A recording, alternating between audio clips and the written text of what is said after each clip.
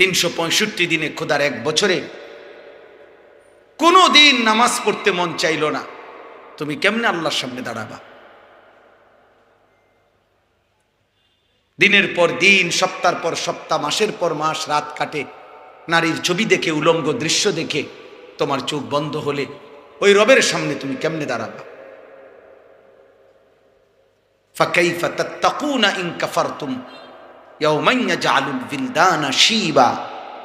আল্লাহ বলছে, আমার বান্দা, তুমি যে দিবানিশি আমার নাফরমানি করছো, সেই হাসরের দিন তুমি কেমনে বাঁচবা? যেদিন একদিনে, আল্লাহর কসম, আল্লাহ বলছে একদিনে, হাসরের মাঠের একদিনের কষ্টে, পেরেশানিতে, দুঃখে, যন্ত্রণায় কোলের বাচ্চা বুড়া হয়ে যায়।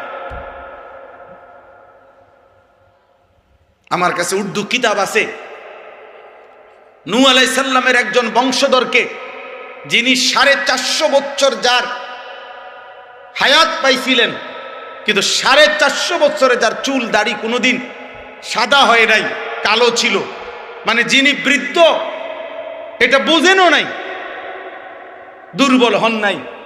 ঈসা আলাইহিস সালাম ওনাকে আল্লাহর হুকুমে কবর থেকে তুলছিলেন আর জিজ্ঞেস করছিলেন, হে নূহ নবীর বংশধর, 450 বছরে তো তোমার চুল দাড়ি কোনোদিন সাদা হয় নাই, এখন তোমার চুল দাড়ি সাদা দেখা যাচ্ছে কেন? তখন নূহ আলাইহিস সালামের বংশধর বলছিল, হে নবী ঈসা, বাস্তবিক অর্থে 450 বছর দুনিয়ার হায়াতে আমার চুল দাড়ি সাদা ছিল না, কালোই ছিল। বৃদ্ধ কি, দুর্বলতা কি, আমি 450 বছরে কোনোদিন বুঝি নাই। কিন্তু খোদার কসম, হে নবী ঈসা, মৃত্যুর মুহূর্তে মালাকুল মউত আজরাইল যখন জান কবজ করে, জান কবজের ওই 1 মিনিটে 30 সেকেন্ডে আমার 450 বছরের যৌবন শেষ হয়ে আমার চুল দাড়ি সাদা বানায় ফেলছে। শুধু শুধু রূহ কবজের কষ্টটা,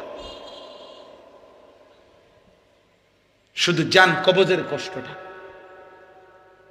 এরপরে তো কবর, এরপরে তো আখিরাত, এরপরে তো বিচারের মাঠ, এরপরে তো হাসরের ময়দান।